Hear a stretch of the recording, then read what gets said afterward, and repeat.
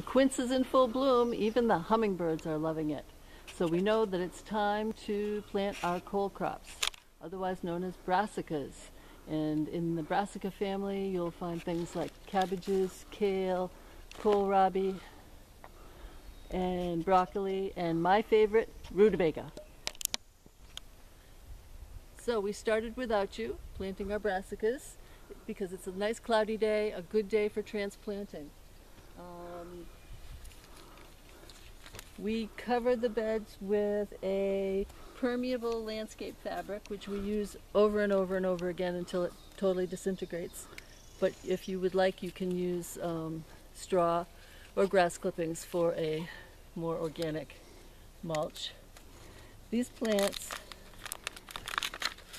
the roots are perfect, just in perfect time to be transplanting them. But we need to protect them from bugs. So cutworms are one of the worst things in the early spring garden. If you're digging around in your garden and you see a little C-shaped, squishy little worm, that is a cutworm, and you want to squish him.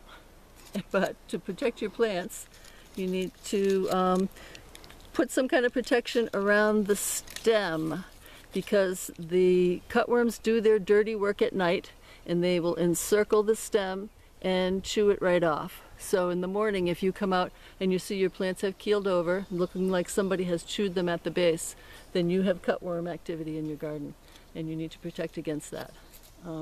You can use cardboard or circles that you've cut from toilet paper tubes or paper towel tubes, but those do eventually disintegrate in the garden when it starts raining.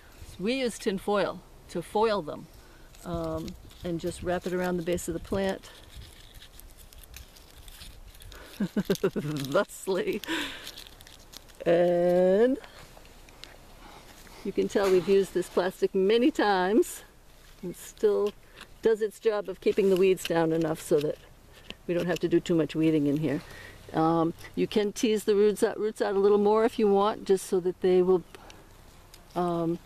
reach out into the soil instead of staying close at hand. We want them to spread out, spread their roots, and make a nice healthy plant.